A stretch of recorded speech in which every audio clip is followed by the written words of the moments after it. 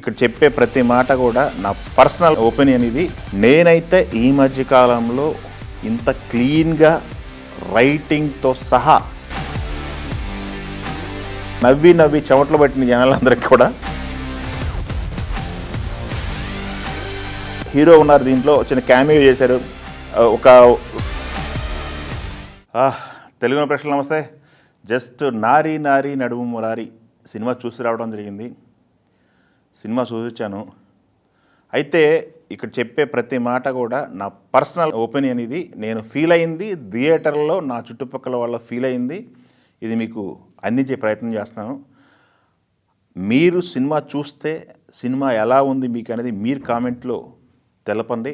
నేనైతే ఈ మధ్యకాలంలో ఇంత క్లీన్గా రైటింగ్తో సహా క్లీన్గా ఉన్న సినిమా అయితే నేను ఇంతవరకు చూడలేదు.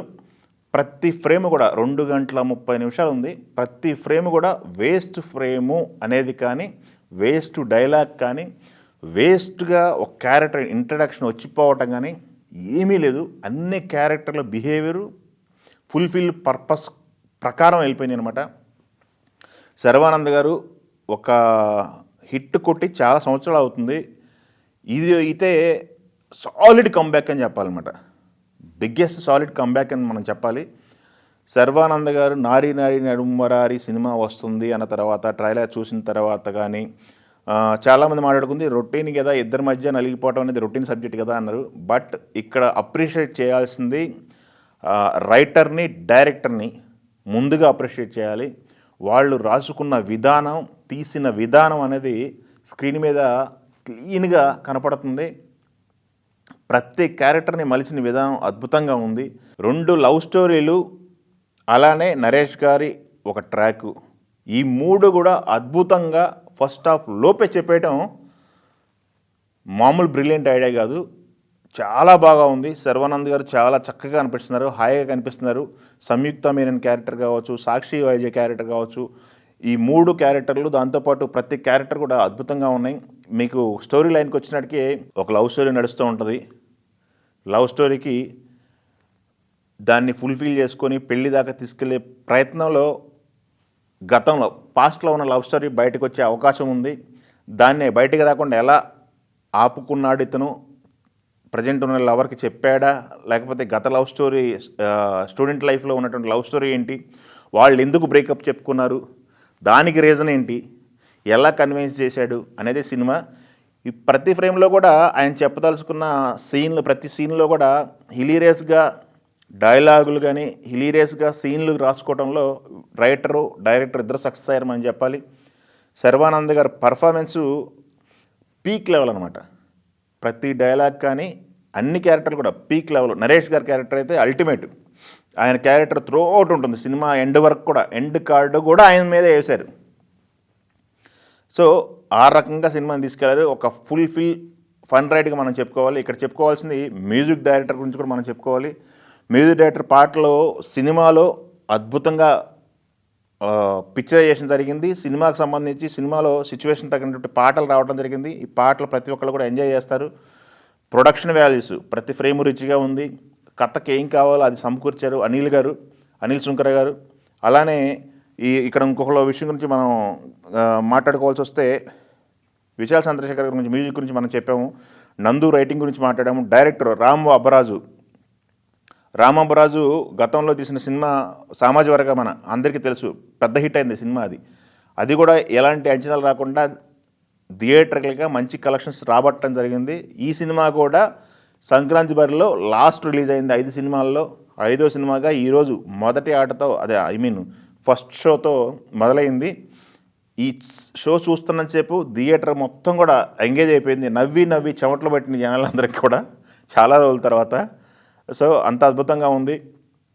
సినిమా విషయానికి వచ్చినట్టయితే ఆర్గానిక్ కామెడీ, ఏ వల్గర్ డైలాగులు, ఏ జుగుప్స్కరమైనటువంటి డబల్ మీనింగ్ డైలాగులు లేకుండా సినిమా అంతా కూడా చక్కగా ఫ్యామిలీ అంతా కూర్చొని చూడదగ్గ సినిమా. చాలా రోజుల తర్వాత ఇలాంటి ఒక సబ్జెక్ట్ వచ్చిందని మనమైతే, నేను చెప్తుంటేనే కొంత ఎగ్జైట్మెంట్ ఫీల్ అవుతున్నాయి కదా, అది మీరు కూడా ఫీల్ అవుతారు సినిమా చూసిన తర్వాత. ధైర్యంగా వెళ్ళి సినిమా చూడండి. చూసిన వాళ్ళు ఎలా ఉందని కామెంట్ చేయండి. చూడని వాళ్ళు చూసిన తర్వాత మళ్ళీ కామెంట్ చేయండి. నేను చెప్పింది తప్ప కరెక్టా కాదా అని చెప్పేసి ఒకసారి మీరు కూడా అబ్జర్వ్ చేసి చెప్పే ప్రయత్నం అయితే చేయండి. నేను ఫీల్ అయింది ఇది. అయితే ఇక్కడ మనం చెప్పుకోవాల్సింది ఏంటంటే వాళ్ళు తీసుకున్నటువంటి డ్యూరేషన్ ఏదైతుందో 2 గంటల 30 నిమిషాలు ఫుల్ ప్యాకెడ్గా ప్లాన్ చేసుకున్నారనమాట. ఇక్కడ వచ్చే క్యారెక్టర్ సత్య గారి క్యారెక్టర్ ఉంది, ప్రామిసింగ్గా ఉంది. దాని తర్వాత ఇంకా వెన్నెల కిషోర్ గారి క్యారెక్టర్ ఉంది, అది ఫుల్ ఫ్లెడ్జ్డ్గా పర్పస్ఫుల్ క్యారెక్టరు. రఘుబాబు గారి క్యారెక్టర్ ఉంది జడ్జి పొజిషన్లో, పర్పస్ఫుల్ క్యారెక్టరు. సిరి, బిగ్ బాస్ సిరి చెప్పాం కదా, బిగ్ బాస్ సిరి నరేష్ గారికి పేరుగా చేసింది. అమ్మాయి క్యారెక్టర్ కూడా తను ఉన్నంత వరకు అద్భుతంగా చేసింది. ఇక చెప్పుకుంటూ పోతే ప్రతి క్యారెక్టర్ కూడా ఈ సినిమా గురించి అద్భుతంగా చేసిన క్యారెక్టర్లు మొత్తం కూడా వీళ్ళు ఎక్కడ సక్సెస్ అయ్యారంటే రైటింగ్ స్టేజ్లోనే ఈ స్క్రిప్ట్ని పకడ్బందీగా చేసుకున్నారు. ఒక హీరో ఉన్నారు దీంట్లో, చిన్న క్యామియో చేశారు, ఒక 2 నిమిషాలు ఉంటుంది ఆ క్యామియో. ఆ క్యారెక్టర్ కూడా అద్భుతమైన డైలాగులు, అద్భుతమైన ప్రాసలు, అద్భుతమైన పంచులు, ఫుల్ హిలియరస్గా ఉందన్నమాట సినిమా మొత్తం. సో ఈ సంక్రాంతికి ఫ్యామిలీతో ఎంజాయ్ చేయాలి అని ఫిక్స్ అయిన ప్రతి ఒక్కళ్ళు కూడా ఫస్ట్ ప్రయారిటీ నాకు తెలిసి ఈ సినిమాకి ఇచ్చుకొని మీరు వెళ్తే థియేటర్కి వెళ్తే ఫుల్ ఫ్లెడ్జ్డ్గా మంచి సినిమా చూసాము, హాయిగా నవ్వుకున్నాం చాలా సంవత్సరాల తర్వాత అన్న ఫీల్తో బయటకు వస్తారు. ఇది మట్టుకి గ్యారంటీగా చెప్పవలసిన మాట. అరుదుగా వస్తుంటాయి ఇలాంటి సినిమాలు. ఇలాంటి అంటే ఎక్కడొక్కడ ఒక లోపం, ఎక్కడొక్కడ ఒక తప్పు, అది స్క్రిప్ట్ లెవెల్లోనా లేకపోతే కామెడీ పంచుల్లోనా, ఇట్లాంటివి చాలా అబ్జర్వ్ చేస్తాం ఈ మధ్యకాలంలో సినిమాల్లో. ఫుల్ ప్యాకెడ్గా ఎక్కడ కూడా భూతద్దం వేసి వెతికినా కానీ లోపాలు దొరకవేమో అన్న రేంజ్లో ఈ సినిమా ఉండటం అయితే ఈ మధ్యకాలంలో నేను చూడలేదు ఇలాంటి సినిమాని. చాలా బాగుంది. సో ఈ సినిమా నారి నారి నడుమ్మరారి అప్పుడు కూడా ఈ టైటిల్కి ఈ సినిమాకి పెద్ద బ్లాక్ బాస్టర్ అయింది. ఈ టైటిల్ నారి నారి నడుమ్మరారి బాలకృష్ణ గారి సినిమా.